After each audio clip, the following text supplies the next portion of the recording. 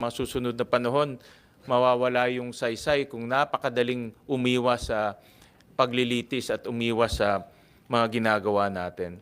So, Madam Chairperson, maraming salamat sa pagpapatuloy ng investigasyon na ito. Marami pa tayong dapat itanong at marami pa dapat i-file na mga panukala para tuluyan ng maging mas matibay, mas mahigpit at hindi na makakaiwas sa hustisya yung mga taong iniimbestigahan natin. Maraming salamat. Maraming salamat din, Senator Sherwin. So now let me ask the COMSEC to recognize the resource persons and administer the oath to those present for the first time. Yes, Madam Chair.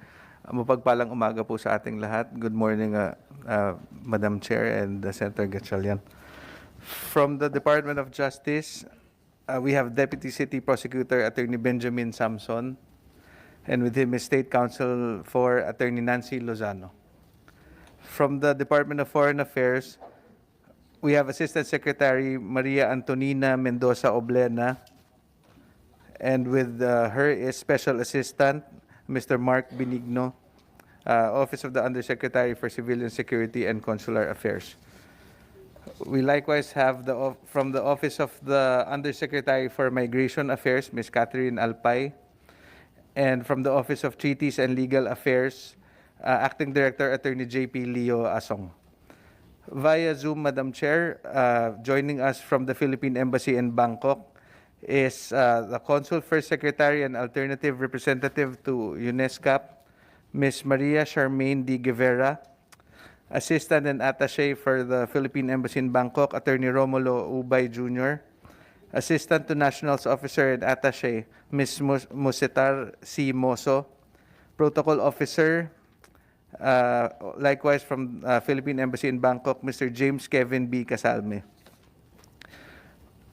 And, Police Colonel Dominador M. Matalang, Police Attaché from the same embassy. From the Philippine Embassy in Yangon, we are joined via Zoom by Mr. Peter John de la Fuente, Third Secretary and Vice Consul. From the DILG, we have Attorney Ross Rafael T. Bascuña. COMSEC, if I may briefly interrupt, I also see online from the DFA in Yangon, Undersecretary De Vega, if I'm not mistaken. Yes, Madam Chair. Good morning, Yusek, and sa lahat po ng mga colleagues sa DFA Yangon at Bangkok. Please proceed, COMSEC. Thank you, ma'am. From the DILG, Attorney Ross Rafael Bascuña. From the Department of Transportation, we have Assistant Secretary Hector Villacorta. Sir. From the Bureau of Immigration, we have Commissioner Joel Anthony Viado. With him is Chief of the Legal Division, Attorney Arvin Cesar Santos. From the Deportation Unit, Attorney Howard Santos, I.O. Armando Alano, and J.O. Kimwell De Villa. We, for the record, ma'am, we likewise invited J.O. Alan Velasco, but unfortunately, he has already returned to the province and has no capabilities to join us via Zoom. From the National Bureau of Investigation, we have Head Agent Palmer U. Malari, Chief from the Fraud and Financial Crime Division. Likewise, from the Cybercrime Division is Senior Agent Ria Vanessa Asuncion. We likewise are joined today by the Chief of the Dactyloscopy Division, Dr. Alfredo Cahanding. From the National Intelligence Coordinating Agency, they are represented by Deputy Director General Francisco Ashley Asedillo. From the Philippine Amusement and Gaming Corporation, we have Brigadier General Raul Villanueva. With him is Attorney Jessa Maris Fernandez, Assistant Vice President of Offshore Gaming Licensing Department. From the Civil Aviation Authority of the Philippines, Attorney Roberto Martin Buenaventura, Assistant Director General 2. With him is Attorney Aldrian Gose, Special Project Research Officer, and Attorney Joy Gabriel A. Bedanya. From the Maritime Industry Authority, we have Attorney Dem Thomas T. Redoña and Mr. Archimedes Joel Monteroso. From the Philippine Ports Authority, they are represented by Attorney Sherwin De Hoya. From the Manila International Airport Authority is Ms. Maria Lourdes S.J. Reyes, Senior Assistant General Manager. From the Presidential Anti-Organized Crime Commission, Director Winnie C. Quedato, Head of the Office of the Integrated Operations, and Director Winston John Castro. From the Philippine National Police, we have Director of the Criminal Investigation and Detection Group, Police Major General Nicolas Torre III. With him is Police Lieutenant Colonel Jenny Balubal, Police Major Jigson Madatu, Police Captain Nino Padernal, Police Lieutenant Colonel Ivan Abesa. From the Philippine Coast Guard, they are represented by Commander Robinson Madriaga, and with him is Commander May Rubinet Barnuevo and Attorney Gerson Gamas.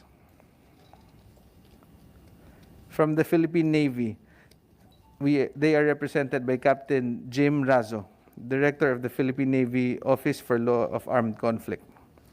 From the Anti-Money Laundering Council, we have Attorney Romel Trijo, Deputy Director of the Investigation and Enforcement Department. For the record, likewise, Madam Chair, we invited for the second time Attorney Norman Tancinco, former commissioner. However, he did not send his confirmation nor regrets. However, based on our on the information that we have, that he has received our invitation. Joining us likewise, ma'am, via Zoom is from the immigration detainee, Mr. Na Ikyon and Mr. Kang Changbium. From the El Caballero Corporation, we have manager Ms. Josephine Raimundo, and she is accompanied by their counsel, Attorney Virgilio Laines. Lastly, Madam Chair, we have our translator, Ms. Min Ju Hyun. That is all, Madam Chair. Good morning, sir. Thank you, Comsec. Please administer the oath to those who haven't taken it yet. Kindly stand up, please, to those who have not taken the oath last hearing. Please raise your right hand. Do you swear to tell the truth and nothing but the truth in this public hearing? You may now put down your hand. Madam Chair, the oath has been administered. Thank you. Thank you, Comsec, and thank you to all our resource persons, including those who have taken the oath this morning. So, magsisimula po ako sa PAOK kasi nung huling hearing, di po sila nakadalo. Perhaps you can help the committee. Will it be Director Kidato or Director Casio? So, Director Casio, please. Do you have new information on how Guo Huaping left the country? Unfortunately, ma'am, the information that we were able to get via confirmation from our Malaysian counterparts is only the manner by which she arrived from Denpasar in Bali to Kuala Lumpur. They stand by their contention that her party left Bali on July 17 and landed in Kuala Lumpur International Airport on the 18th. That is the only confirmation that we were able to obtain from the Malaysian counterparts. We tried confirming the same, ma'am, with our Indonesian counterparts. Unfortunately, they have not sent their confirmation. They simply stated that they have no record to that effect. So yung pinakaunang-unang tanong ng hearing na to, hindi pa rin natin masagot. And itatanong ko ulit mamaya, lalo na sa Bureau of Immigration. By the way, Director Casio, can you confirm the links of Lead Wan Wang to New Oriental Club 88? Mahalaga sa akin ang confirmation mula sa inyo kasi if I'm not mistaken, the bill for his citizenship is now up for the signature of the President. So may information po ba kayo dun sa Lead Wan Wang links sa New Oriental Club 88? Yes, ma'am. We confirmed the SEC document that was shown earlier. That basically establishes its link to POGOS, ma'am. Okay. Well, thank you so much for that. Kasi na-anticipate nyo na yung follow-up question ko o point na my understanding is Lead Wan Wang was found in a building that was raided last night. Although as of last night, wala pa pong confirmation kung may POGO. At least ngayon narinig ko sa inyo na you are confirming the SEC document that shows a link to POGO. As far as I know, no, yung raid ay bunga ng isang mission order ng BI. So itatanong ko rin mamaya sa Bureau of Immigration. Mission order ng BI na may scam operation doon. So I will pursue that point in a few minutes. Actually, if I could proceed now to the Bureau of Immigration dahil napag-uusapan na rin itong mga puntong ito. So kay Com Viado, please, no? Good morning. Ito pong raid kagabi ay base sa mission order ninyo. Tama Yes po ba? That's correct po, ma'am. Alright. Ano po yung naging intel na basehan nung operation o raid na yun? Based on the intelligence packet po na tinatawag, kung saan yun po ang naging basehan ng issuance sa mission order, meron daw pong allegation ng ongoing na scam doon po sa particular building na yun. Yun po ang naging basehan ng mission order, Madam Senator. At sa mismong building na yon, natagpuan nyo doon si Lead Wan Wang, tama po? Ang natanggap po naming information is he was within the building but not within the premises of the office that was raided. So, wala siya sa premises ng office na mismong ni-raid, pero nasa loob siya ng building kung nasaan yung That office is na the yun. information that we gathered, Your Honor. So, bakit daw po siya nandun sa building na yon? We never got to question the person of interest concerning that, Your Honor. Hindi po namin na-establish ang any connection between him and the corporation that was raided, Your Honor. So, coincidence lang po, gaya ng ang business ni Lead Wan Wang ay nasa parehong building ng business ni Shi Zhejiang. Ganun po ba? Coincidence lang ba yon? Hindi ko pa ho ma-establish, Your Honor, at this point. If it was merely coincidental. Sige po, balikan ko na lang po yun at another moment. So, dako po tayo dun sa pinakaunang tanong kung bakit nagsimula ang buong investigasyong ito nitong Subcommittee on Justice. Nasaan na po yung report, Commissioner? Yung report na pinangako ng Commissioner tungkol sa pagtakas ni Guo Huaping. Your Honor, I have the report right now, Your Honor. And we previously asked for permission to render this report using also a PowerPoint presentation. And with the indulgence of the Honorable Senator, Honorable Senators, I would like to proceed with the same, Your Honor. Of course, please proceed, Commissioner. Naibigay nyo na po ba yung... Okay. Nandiyan. So, nandito na po. And it's... baka hindi ko na kailangan ulitin sana, but this is very timely dahil yung palugit na binigay ng komite sa Bureau para sa ulat na ito ay hanggang bukas na lamang Yes po, Your Honor. Please proceed, Commissioner. Thank you very much, Your Honor. The Bureau of Immigration welcomes this opportunity to prove our innocence and competence and welcome the remarks made by the esteemed senators to address any policy and legal gaps that need to be addressed to enhance border control. First and foremost, good morning, Madam Chair and honorable members of the esteemed Committee on Justice and Human Rights. The Office of the Commissioner would like to render this report on the investigation into the escape of Guo Huaping and her siblings. Please bear with me, Your Honors. Slide number 1, please. Aside from the Bureau of Immigration, the following government agencies are involved in clearing a flight before its departure.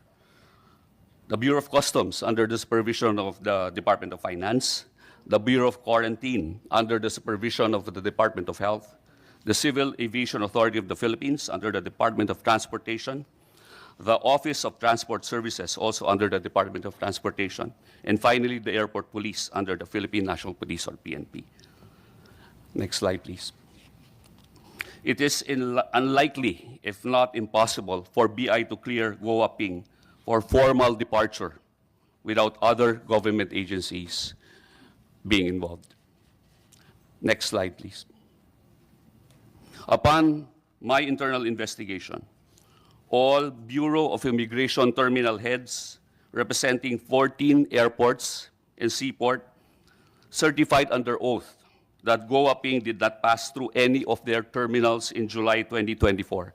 And these are supported by flight manifests, which we submitted earlier to the office of Honorable Senator Ontiveros. I can furnish this Honorable Committee copies of the 14 certifications under oath made by the 14 terminal heads. Each terminal head was well aware that any inaccuracies in their certified oaths would make them liable for the crime of perjury and falsification of public document.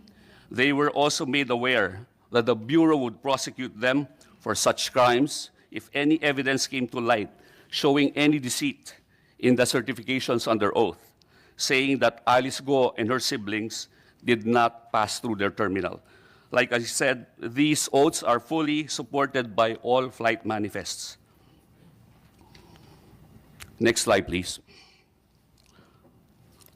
With the indulgence of our honorable senators and for the purposes of expediency, I will dispense with discussing the background of what happened with Alice Go, except to say that as far as the BI is concerned, it started with inquiries made by the Bureau of Immigration with the Philippine Retirement Authority in 13 May 2024 and culminated in September 4, 2024, when Indonesian authorities arrested Alice Go in Jakarta, Indonesia, and sent her back to the Philippines.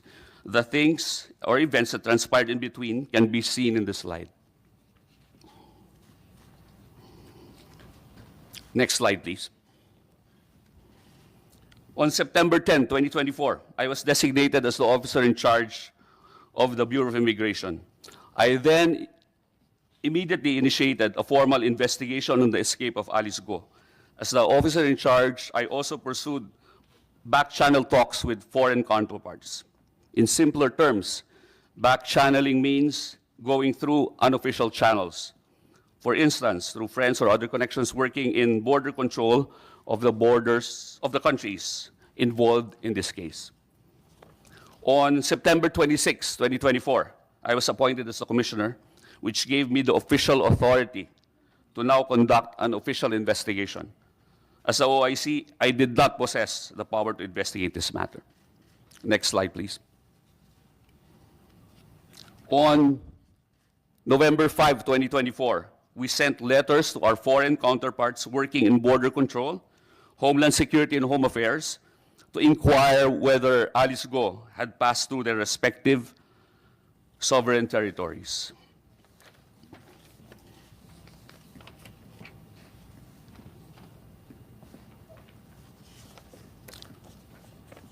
I can furnish the Honorable Committee copies of the letters I sent to these foreign governments requesting for entry into their jurisdictions so we may investigate this case. I had special interest in their flight manifests so we could see copies of the passengers entering their territories around the same time the Guo siblings escaped. There was also a letter from the Embassy of Malaysia addressed to the Department of Foreign Affairs in Manila.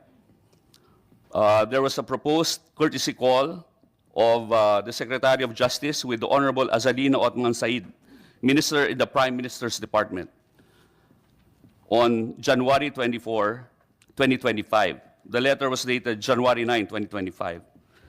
And also on March 7, 2025, I sought the help of the Office of the President, Office of the Special Envoy on Transnational Crime, wherein it was reiterated that information as to the transit details of Alice Go and BI's request for a meeting with the Ministry of Home Affairs and Malaysian Immigration was reiterated.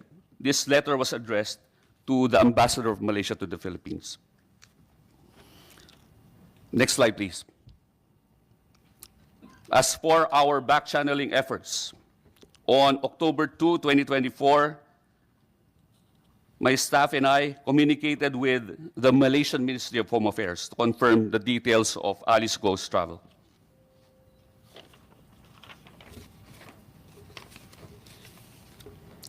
A reply was sent on October 3, 2024, wherein it was confirmed that Alice entered Malaysia by plane at Kuala Lumpur International Airport on 18 July 2024 at 12 noon using a social pass which expired last 18 August 2024. As to flight number 0D177, they also stated that it is beyond their access to retrieve the boarding pass, and only the flight company can give the copy of the said document. According to the Malaysian authorities, the Go siblings did not have any entry record to Sabah on 19 July 2024. On 16 October 2024, we requested additional information regarding the flight details of Alice Go. We also requested a direct line of communication with the Malaysian Director General for Immigration. On October 17, 2024, we sent an email reiterating the October 16, 2024 request. And on October 28, 2024, we sent another email asking if the Commissioner and the Secretary of Justice could pay a courtesy call on the Director General. Thereafter, there was a change in leadership which occurred within Malaysian immigration, including that of the position of the Director General. On November 2024, we were advised by our contact, a former diplomat, that back channels would no longer work and that the Secretary of Justice has to write to the Department of Foreign Affairs to contact Malaysia. And on November 8, 2024, our Secretary of Justice wrote a letter to the DFA stating such request. And on November 19, 2024, the Department of Foreign Affairs replied to the letter of the Secretary of Justice. The Secretary of Justice and myself plan to go to Malaysia for a courtesy visit to the Minister of Home Affairs and the new Director General of Malaysian Immigration. This was initially scheduled on February 5 to 7 of 2025. There was also a request, a proposal coming from the Malaysian Embassy dated January 9, 2025 to schedule a courtesy visit with Honorable Azalina Othman Said, Minister in the Prime Minister's Department. Due to unforeseen circumstances, the courtesy call or courtesy visit to Malaysia had to be canceled, Your Honors.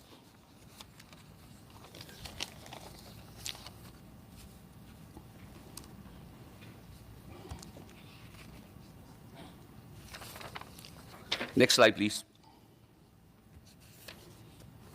Your Honors, one thing that we have to contend with is the fact that our archipelago is made up of 7,641 islands, 220 million hectares of marine waters, 29.8 million hectares of land, and 36,289 kilometers of coastline, which makes border control more daunting than other non-archipelagic nations. Next slide, please. The Bureau of Immigration is only stationed in 14 international official ports of entry and exit. These are in Bohol, Boracay, Cagayan North, Clark, Davao, Iloilo, Lawag, Calibo, Mactan, NAIA Terminals 1 and 3, Puerto Princesa, Zamboanga International Airport and Seaport. Next slide, please. The Bureau of Immigration only has a total of 156 intelligence division personnel nationwide, only 79 of which are organic, 54 are contractual, and there are 23 job orders. Next slide, please. I'm sorry. Can you go back? And we only have 16, that is correct, 16, not 60, fugitive search unit officers nationwide. Ito po yung mga tumutugi sa mga pugante. We only have 16. And there are 16 people who go after the fugitives in the whole country. And there are more regions in the Philippines than there are fugitive search unit officers. Logistically, the Bureau of Immigration is already at a very grave disadvantage. We are restricted by budgetary constraints and by the law, which is why we cannot hire more people to man our borders. Next slide, please. To illustrate, here is a photo of Luzon. All the red dots are unofficial ports of entry and exit, such as airstrips, seaports, and air bases left over by the American military and Navy. Airstrips for cargo, which small planes use, airstrips for aviation students, or those studying to become pilots who practice through small aircrafts. We have no presence in these private airstrips, Your Honors. We are not mandated to do that. Next slide, please. In Luzon alone, there are at least 127 unofficial or informal ports of entry and exit as indicated by the red dots. Can you go back, please? Of which 33 are private airports and 94 are private seaports registered with the Philippine Ports Authority. The BI, let me reiterate, has no presence in these locations. We are only stationed in the 6 official ports of entry and exit within Luzon as indicated by the 6 green dots. Next slide, please. In Visayas, there are at least 10 private airports and airstrips and 42 private seaports registered with the PPA as indicated by the red dots. The BI, we are only stationed in 5 official ports of entry and exit in the Visayas, as indicated by the green dots. Next slide, please. In Mindanao, there are at least 33 private airports, airstrips, and 66 private seaports registered with the PPA, as indicated by the red dots. The BI is only stationed in 3 official ports of entry and exit, as indicated by the green dots. We are not allowed in the 99 private ports. And as stated, in Mindanao alone, we are only stationed in 3 ports and not allowed in the 99 private ports. Next slide, please. Alice Go most likely left the country via a backdoor exit and may have entered Sabah by crossing from Tawi-Tawi. Next slide, please. Why do we think she used the backdoor exit? The country has a porous border with a coastline of 36,289 kilometers. Difficult to monitor the whole stretch. Next slide, please. As per an interagency council against human trafficking study on backdoor exits, done 2024 and 2025, traffickers have resorted to trafficking by sea via backdoor exits because of strengthened implementation of anti-trafficking policies at airports and seaports. Meanwhile, monitoring of private wharves and ports where the Bureau of Immigration is not present remains a challenge. Moreover, the Ayakat study pointed out that locals of the Zamboanga, Sulu, and Tawi-Tawi areas have been known to travel to Sabah without undergoing passport clearance since then. They have been doing this since ancient times, since time immemorial. Next slide, please. Relating this to the incident involving former presidential spokesperson Attorney Harry Roque, who was cited in Tawi-Tawi at around 9:30 a.m. on September 2. And it was verified and confirmed that he was not cited within the town of Bongao after the initial sighting in the airport on September 2, that eventually on September 4, 2024, Attorney Roque arrived in the United Arab Emirates, as confirmed by the Philippine ambassador to the UAE. Since Mr. Roque has no recorded departure in the BI's records, he likely took the same route as Alice Go in leaving the country by using a backdoor exit in Tawi-Tawi. Next slide, please. The BI continues to communicate with the intelligence community, particularly the National Intelligence Coordinating Agency, to determine the escape route of Alice Go. Next slide, please. In conclusion, any powerful individual backed by the POGOs or have access to funding and resources, such as the POGOs, can easily sneak out of our borders and enter other neighboring countries. The POGOs have numerous unofficial ports of exit to choose from in order to whisk away or hide their bosses or their criminal accomplices. This is why it has proven rather difficult for us to pinpoint the exact sea or airport that the POGOs used to allow Alice Go or even Attorney Roque to escape from. But rest assured, Madam Chair and Honorable Senator Gatchalian, we will not stop. Although the odds are stacked against us, we will keep on trying to find how the POGOs were able to hide these undesirable aliens. Lastly, please allow me to address the elephant in the room, Your Honors. So many people wish to hear that the POGOs paid an immigration officer in one of the air or seaports so that these bad people can escape our shores. But there is simply no proof or evidence to that effect. We have been begging any witnesses from any official airport or seaport to come forward for 4 months now to give proof on anything related particularly to Alice Go and her siblings. This is the case despite all the thousands of surveillance, CCTV cameras, smartphones, all passengers hold while in airports. Rest assured, Madam Chair and Honorable Senator, the second we get any proof or evidence to this effect, we will act swiftly to uphold the rule of law within our borders. And since it has been already addressed that there is a weakness in our border control, we beg this honorable committee and the Senate, help us. There is a law which is 85 years old that we are using at the moment. It's been 25 years since someone tried to amend the Immigration Act, but until now, it has not come to fruition. We need your help regarding this. We need to address present-day problems using a law which is attuned to the times. It is now pending before the Senate. It's been approved by the House. We thank all the senators for all the support, but we need your help at the moment.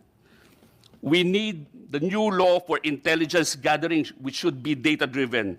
I know of countries, Your Honors, wherein the setup is different. Immigration officers are under one office, and the border force is in another.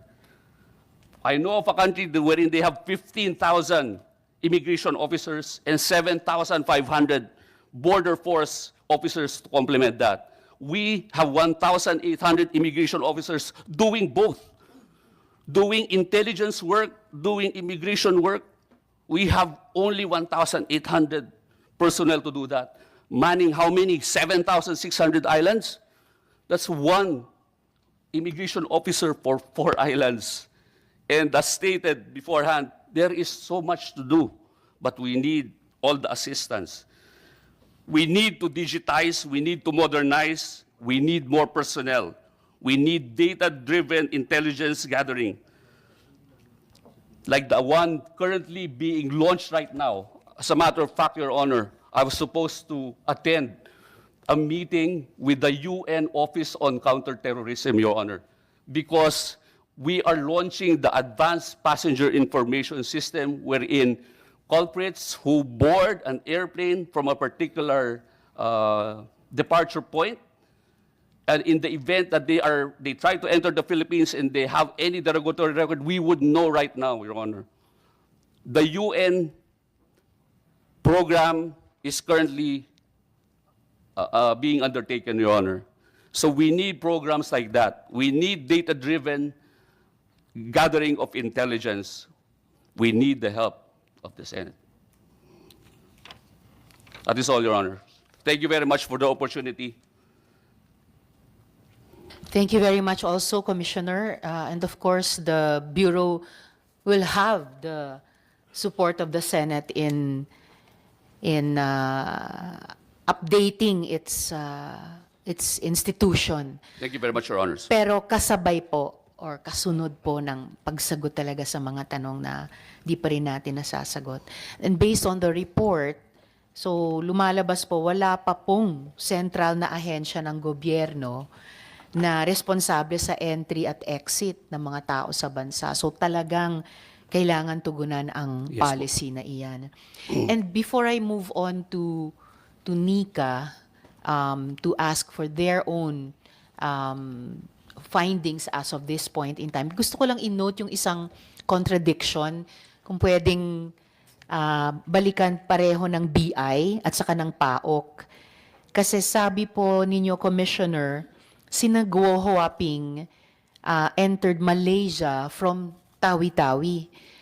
Pero kanina That is the lamang theory, Your po, Honor. that is your theory, the theory of the Bureau.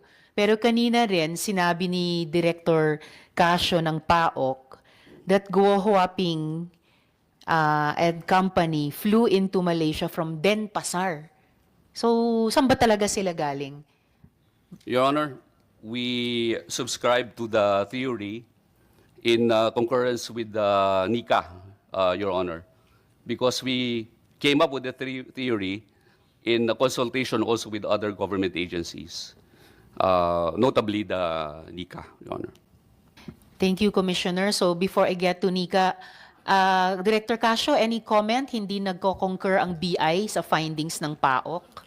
Ma'am, we could only refer back to the information that we have received from our Malaysian counterparts, specifically stating that, let me read their message to us in toto, ma'am. Please proceed. She took flight from Denpasar, Bali via Malindo Air 0D177 to Kuala Lumpur on 18/07/2024 at 12:17 hours. That is the information that they relayed to us yesterday, Madam Chair, and to the committee. So we would defer to that to this information as provided for by the Malaysian Police Attaché in Manila, ma'am. Salamat, Director. So, dalawang teorya dito lamang sa mesa natin. Perhaps Nika can help us reconcile or finally bring light dun sa original question, saan at paano tumakas sina Guo Huaping. Deputy Director General Asedillo, please. Thank you, Madam Chair, Your Honors. Good morning to everyone.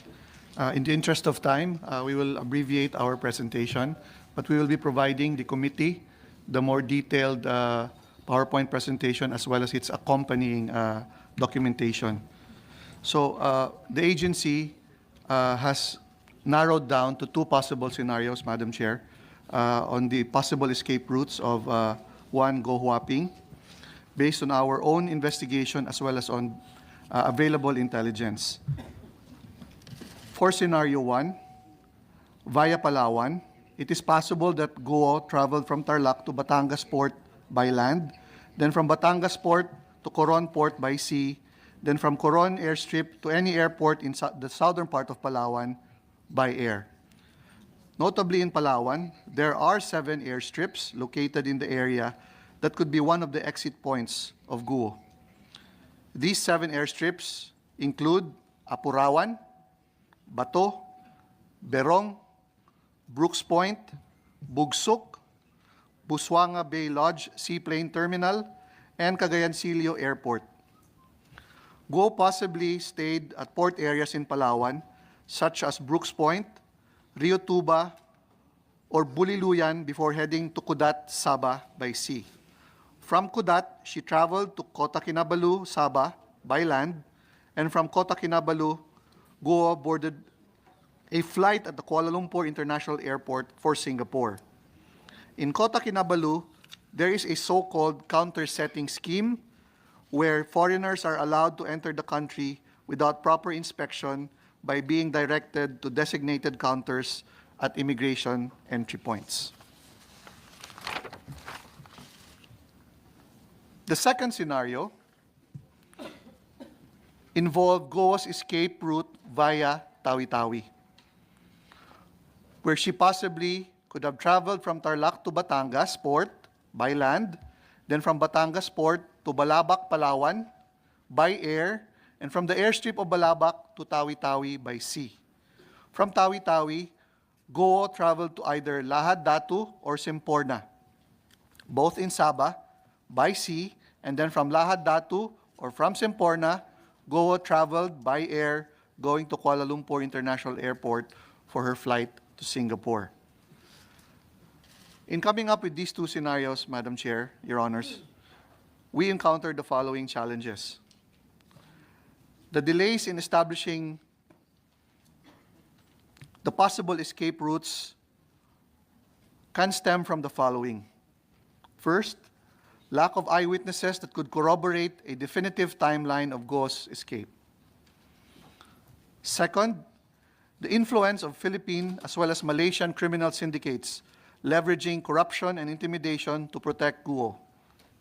And third, information silos preventing better information sharing that could have proven crucial to a more coherent assessment and consequently a more coordinated response to the incident.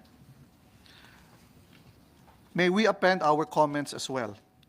Number one, the information gathered by NICA on the reported routes of potential escape of Guo is based on the coordination through the National Intelligence Committee, chaired by the Director General of the NICA, through the Standing Committee on Security, with concerned agencies such as the Bureau of Immigration, NBI, PAOK, Philippine National Police, Armed Forces, and our foreign liaison offices based abroad.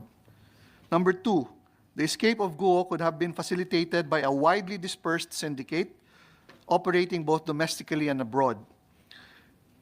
These operations possibly involved a combination of bribery, corruption, forged documents, and covert networks. Additionally, the syndicates behind the escape of Guo and her associates deliberately utilized misinformation and disinformation operations to throw off government authorities. Number three, the identified escape routes via Palawan and Tawi-Tawi could be consistent with known smuggling and illegal migration pathways. This could indicate that Guo's escape was likely facilitated by an existing network familiar with illicit maritime transit operations. Number four, the failure to intercept Guo points to existing gaps in personnel and oversight mechanisms that are necessary for an archipelago with an exceptionally huge coastline such as the Philippines.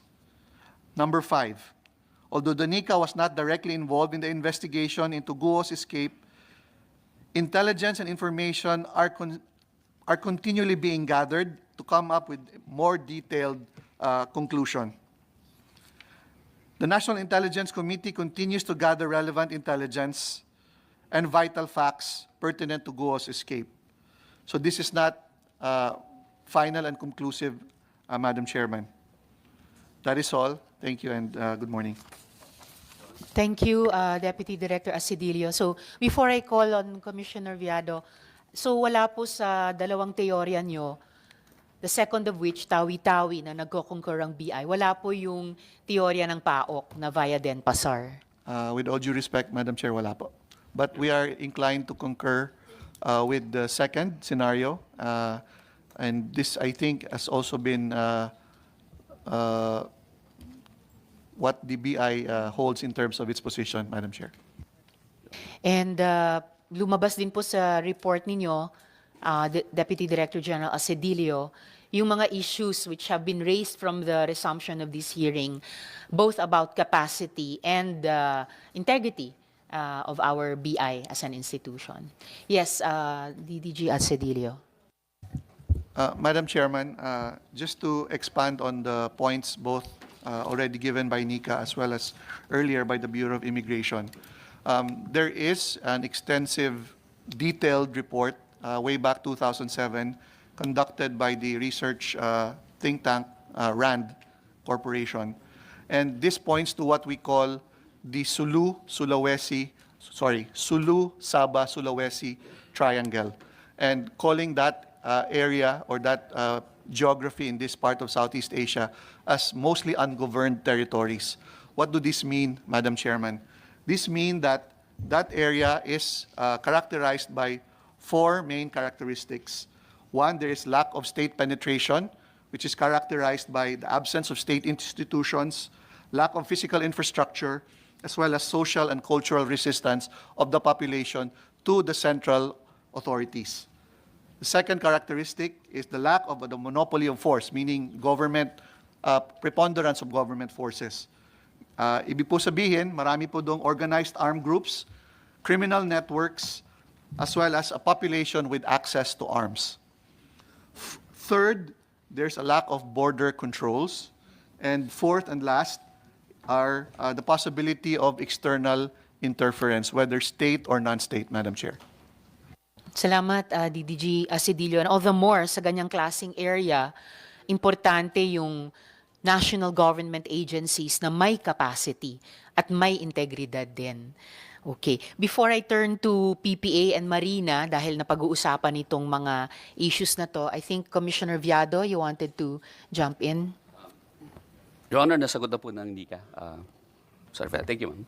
Thank you, Commissioner. Yes, Senator Sherwin. Madam Chair, before we leave this topic or this discussion, I saw in the presentation of Commissioner Viado that it's confirmed that si Guo Huaping, aka Alice Guo, arrived in KL July 18 July 18, Your Honor. via OD 177. That's the flight number. We checked, Your Honor.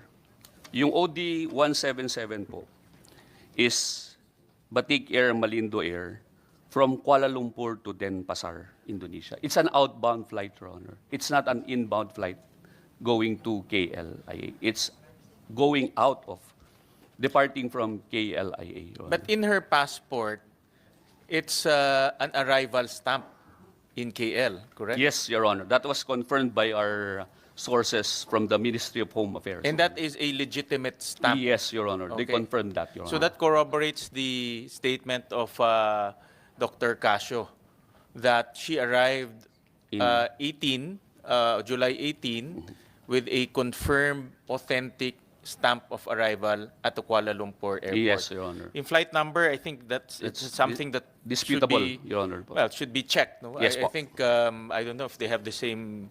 It's the same destination, Denpasar, Bali. Kuala Lumpur to Denpasar, outbound po. Hindi po Outbound. papasok. Okay. It's not from Denpasar. But definitely the common denominator there is Denpasar, Bali, diba? Yes po. Oo. There's also the possibility, Your Honor, only, I can only speculate. It might have been, she might have boarded, pero palabas po. Hindi palabas. But the stamp is arrival stamp eh. There might have been a mistake, Your Honor. So ang question is, how did she arrive in Denpasar? How did she arrive from, is it from the Philippines? I don't know how far the Philippines and the backdoor route going to Denpasar is. I don't know how far is that, but definitely from the discussion earlier, she was in Denpasar. And then she flew into KL on July 18 as confirmed by the stamp. And that's also the story that Dr. Casio managed to retrieve. No? So, ang tanong, paano siya nakaabot sa Denpasar? Paano siya napunta sa Bali? Tingin ko, I don't know now, no? Pero common sense will dictate. I think that is a very far voyage by sea. No, I think she can only go there by air. Again, no, subject to validation. Pero alam ko kasi ang mga common route, yung sinabi ni Ace na from si DDG Asidilio na ang bagsak mo is Sabah and then from there, umaalis ka na. Papunta iba-iba. Pero never ko naririnig from Philippines to Bali by sea. So the only logical conclusion there is by air. So is Kaap here? Meron ba tayong Kaap? Yes, Senator Sherwin. Kaap is here. Because we also, in one of the hearings of the good chair, we requested CAAP to scan all the possible charter flights, non-commercial charter flights that flew from Manila or flew from any point in the Philippines papuntang Bali, Denpasar. No? Did you do your scanning? Attorney Bonaventura, please. Yes, yes, Madam Chair. On last August 20, this committee required us to submit all the information relative to that query, Mr. Chair, and we submitted every flight plan that was submitted throughout the Philippines within the dates included, Mr. Chair. Could you make of record, based on your report, your answer to the question of Senator Sherwin, how Go Huaping et al. Arrived in Denpasar? Based on our report, Madam Chair, there was no information on any of the flight plans that were submitted regarding the passengers, including the Goa siblings, Madam Chair. So insofar as CAAP is concerned, the submission based on our submissions, they did not fly out in any of the points any of the points of air travel in the Philippines, Mr. Chair. Is it possible that they can charter a flight, aalis sila ng Pilipinas, lalanding sila sa Denpasar na walang pasabi sa gobyerno? Is that a possible scenario? Palalanding ba sila sa Denpasar nang walang any approval from the Philippines? No, Mr. Chair. The process is, even in private airstrips, they're required to submit a flight plan. And even if they don't submit a flight plan, our radar in our CNS ATM facility can capture these flights. And what we do for these flights that are not declared or did not submit the flight plans, we forward it to the PADCC, the Philippine Air Defense Control Center. And these are monitored by the Philippine Air Force and considered as threats. And the control of the aircraft will not be transferred to the FIR of the receiving country. So they will not have any permission to land in the So destination. they cannot land? They cannot land, Hindi yes. sila pwedeng landing na lang basta-basta sa Bali? Yes, Senator. So, Senator Sherwin, if I may, at this point, so did any, as far as CAAP knows, did any of the other agencies or did CAAP itself ask any of the airlines kung meron silang kineri na ganyang mga pasahero to that destination? Based on the submitted flight plans, Madam Chair, in the submissions, including all the airlines were required to submit, none of them were declared in any of the flight manifests and the flight plans. So private or chartered flight talaga yung mas plausible? Yes, but even with that, Madam Chair, the control of the flight will not be turned over to the receiving country, so they will not be able to land. So it's highly implausible that they flew, Madam Chair. May I request, Madam Thank you, Chair, Senator. from the different agencies, from BI, from CAAP, from NICA, and also from PAOK, to look at this angle, because that's the missing link. We know that she arrived in Bali at one point, and she left Bali on July 17, I think gabi yata yung flight na yun, and arrived in Kuala Lumpur July 18. That's established na. But what we cannot establish is how did she arrive, or how did she get to Bali, Denpasar? Yun ang hindi natin makita-kita. So may I request the relevant agencies to investigate further para ito yung puzzle na kulang no, na nakikita natin Thank you, Madam Chair. Thank you, Senator Sherwin. Actually, I think we asked that to be done by all the agencies since we started this investigation. So, but as far as CAAP also knows, wala kayong makitang flight, whether commercial o chartered, na sinakyan ni Go Huaping papuntang Denpasar. Yes, ma'am. But you're not ruling out that she arrived there, or are you already ruling out that she arrived there? Para let's just zoom in on the simplest possible. For CAAP, ma'am, we are ruling Story. out that she flew she arrived there via air transport, Mr. Chair. All right, so you're ruling out that she arrived by air in Denpasar. Pero yung sinasabing Batik Air, OD 177, nakita ba yung flight manifest nun? We'll verify this, Madam Chair, right now. I'm a bit taken aback na hindi pa ito verify ng CAAP kasi hindi ito yung first time na nabanggit yung OD at kababanggit din ni Senator Sherwin yun. Could I please ask Director Casio kung nakita po ba sa flight manifest ng Batik Air OD 177 si Go Huaping? According to our foreign counterparts, yes, ma'am. But that is a foreign air carrier. So that's not a local air carrier. So I don't think CAAP would have access to that flight plan. All right, but we're trying to establish, yung sinasabi ni Senator Sherwin, paano ba siya nakatakas? Is it possible that Guo Huaping et al. Flew Batik Air OD-177 from any point in the Philippines to Denpasar? No. No, ma'am. No, ma'am. It's only from Denpasar to Kuala Lumpur. That's already established as far as we are concerned. The only question, as the good Senator Gatchalian was asking earlier on, was how she arrived in Denpasar, Bali. That's the only point of contention at this point, Madam Chair. Since PAOK has mentioned Denpasar as a possible point in her outbound flight from the Philippines, kayo po ba may teorya how she got to anywhere in the Philippines to Denpasar? Madam Chair, we wouldn't want to go into conjecture at this point because we're still verifying with the other foreign counterparts, basically Indonesia, as to how she was able to arrive in that country, Madam Chair. All right. And Indonesia, by the way, which has even more islands than us, no? And even longer coastline than us. Kaya both Indonesia and we as archipelagos, parang hindi pwedeng matigil sa ganong sirkumstansya yung mga dahilan at pagdadahilan natin. So if we could go at this point to PPA and Marina, who is here for the PPA? Good morning, Your Honor. Yes, good morning, Sir De Hoya. Good morning, Your Honor. Attorney De Hoya. Yes, Your Honor. Sir, sa mga pagdinig ng Senado sa mga illegal na gawain ni Guo Huaping, kasama na yung pagtakas niya, ulit-ulit pong lumilitaw ang koneksyon kay Mayor Liceldo Dong Kalugay ng Suwal, Pangasinan. Bukod sa pagtulong kay Guo Huaping na pagtakpan yung pagtakas, isa pong posibilidad na tinitignan natin ay tumulong mismo si Mayor Kalugay sa napatakasin si Guo gamit ang barko mula sa Suwal Port. So this is one theory.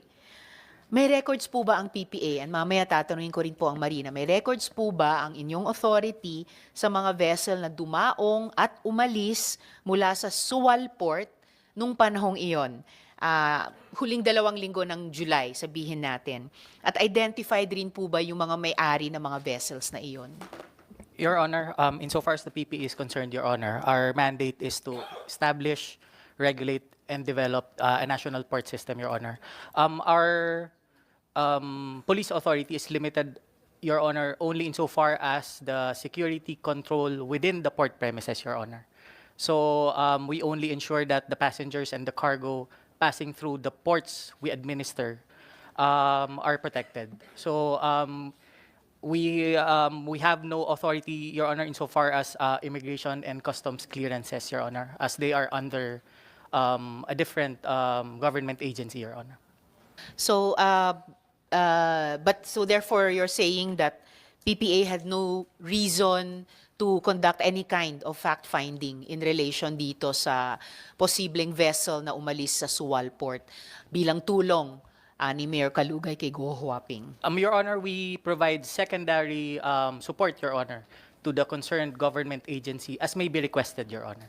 So that's our role, Your Honor, insofar as this matter is concerned. All right. So wala kayong fact-finding o investigasyon na ginawa rito. All right. Okay, I will also ask this question of Marina, pero let's just hang on to that question kasi I need to jump to our at least, no, not speaking for Senator Sherwin, my last set of questions, particularly for Undersecretary De Vega, kasi paalis sila in about half an hour, and I'd like the subcommittee would like to take advantage of his presence online. So Yusek De Vega from DFA in Yangon. Yusek De Vega, are you still online, sir? Yes, I am. And always a pleasure. Yes, sir. Okay, now I can see you again, sir. So, sir, gaya ng nabanggit ko po kanina, ang pinaka-concern namin sa inyong department, ano na po yung update sa pagpapauwi sa mga biktima ng human trafficking na ngayon, and we knew this from the last hearing, nasa Miyawadi po. Yes. But before that, in order that we could link it to the issue now. Yes, we please. can- And Yusek, if it's possible to ask your technical there to increase your audio kasi medyo hindi po namin marinig masyado. How is it now? That's better, Yusek. Thank you. Yes, please jump off from the issues we were just discussing also. Karamihan ng marami yung mga Pilipino nandun use the truth. They openly say that they use the truth. They went through the south, no? Because alam nila mas mahirap yung lumusot through the airports. But may mga dumaan doon. Or if they use the airport, it would be to Bangkok. Now, what's the latest scenario? There is a process between Myanmar and Thailand. Meaning they are in Myanmar, and then itatawid yan across the Friendship Bridge to Mesot. So both governments have to coordinate on the dates, on the times. If you remember the Gaza repatriation, hindi pwedeng sabay-sabay lahat lumabas, no? So what we're doing is we're actually competing with other countries in effect, no? Kasi there's thousands of victims, trafficking victims. So what's happening is right now, because of our discussions with Myanmar authorities yesterday, partly because of that, they are accelerating the process, and it's possible as early as next week, up to 187 will be allowed to cross the border. And from there, susundin ng ating mga tao naman sa Thailand, sa ating embahada sa Thailand, either to fly them direct from Mesot, we're trying to charter a flight for that, or drive them to Bangkok where they will fly. Because Thailand is saying all governments should commit that once we accept them in, they will take them out as quick as possible within 24 hours. So we are doing that. And aside from the 187 or so, we have asked the Myanmar government, because we have identified about 62 more who are still in the compounds. So kailangan ma-rescue pa. And it looks like a lot, but there are other countries with thousands. China has thousands. There's a lot more. So at least may progress po nangyari. Thank you also about POGOs. Myanmar is also thankful, and other countries, because what we're doing to close POGOs means merong na rescue na foreign nationals who have been trafficked to the Philippines, including at least 40 Myanmar citizens whom we shall eventually be sending back to Myanmar. So that's what I'm here for, Madam, and I made sure to make time. Interestingly, Myanmar is 90 minutes behind Philippine time. Usually that number 10 o'clock, 10, 9, 8, 7, 6, 5. In Myanmar is unique. It's 90 minutes behind. And we're grateful to be part of this. I'm with the acting head of the embassy, si Mr. Lito Nayan, just assumed not so long ago and already into the fire, no? Because that's service, because after all, the DFA stands for Foreign Service. We'll do what we can, and you know that, Madam. And we'll report to you on the developments. Thank you so much.